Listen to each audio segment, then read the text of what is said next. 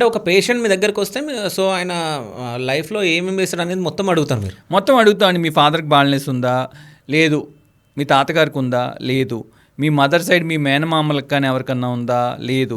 ఇవన్నీ rule out చేసుకుంటా వెళ్ళి, లేదు ఒకవేళ మీ ఫాదర్కి బాల్నెస్ ఉందంటే ఎంత గ్రేట్ బాల్నెస్ ఉంది, మీ ఫాదర్ హెయిర్ ఫోటో ఏదన్నా ఉందా, ఇవన్నీ చూసి కనుక్కుని మాట్లాడాక నెక్స్ట్ మీ ఫుడ్ హ్యాబిట్స్ ఏంటి, మీరు ఏం జాబ్ చేస్తారు, మీ నైట్ షిఫ్ట్స్కి వెళ్తారా, లేదా డే జాబా, నైట్ షిఫ్ట్కి వెళ్తే పగలు పడుకుంటారా పడుకోరా, మీకు ఇంకేదన్నా హెల్త్ ప్రాబ్లమ్స్ ఉన్నాయా, మీరు ఏదన్నా మందులు వాడుతున్నారా, థైరాయిడ్ ఇష్యూ ఉందా, మీరు నాన్ వెజిటేరియనా.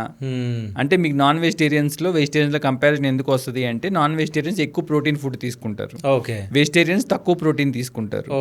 అండ్ వెజిటేరియన్స్లో B12 డెఫిషియన్సీస్ ఎక్కువ ఉంటాయి, నాన్ వెజిటేరియన్స్లో నాన్ వెజ్ నుంచి B12 ఎక్కువ వస్తుంది. సో ఇవన్నీ కనుక్కుంటాం. మీరు లోపల ఇండోర్స్లో పనిచేస్తారా అవుట్డోర్స్లో పనిచేస్తారా, అంటే వైటమిన్ డి మీకు ఎంత ఉంటుంది అని. ఫీమేల్స్లో అయితే పీరియడ్స్ రెగ్యులర్గా వస్తాయా ఇర్రెగ్యులర్గా వస్తాయా, పీరియడ్స్ టైంలో ఫ్లో ఎక్కువ ఉంటుందా, బ్లడ్ లాస్ తక్కువ ఉంటుందా, ఎక్కువ లాస్ అయ్యే వాళ్ళకి ఐరన్ డెఫిషియన్సీ వచ్చేసి బ్లడ్ హీమోగ్లోబిన్ లెవెల్స్ తగ్గిపోయి అప్పుడు కూడా హెయిర్ ఫాల్ ఉంటుంది. పీసీఓడి అంటే ఓవరీ దగ్గర మీకు పీసీఓడి ప్రాబ్లం ఉంటుంది, దానివల్ల హెయిర్ లాస్ ఉంటుంది. సో ఇవన్నీ కనుక్కోవాలి. ఇలా చెప్పుకుంటూ వెళ్తే మీకు ఇదే ½ an hour పట్టేస్తుంది, బోర్ కొడుతుంది.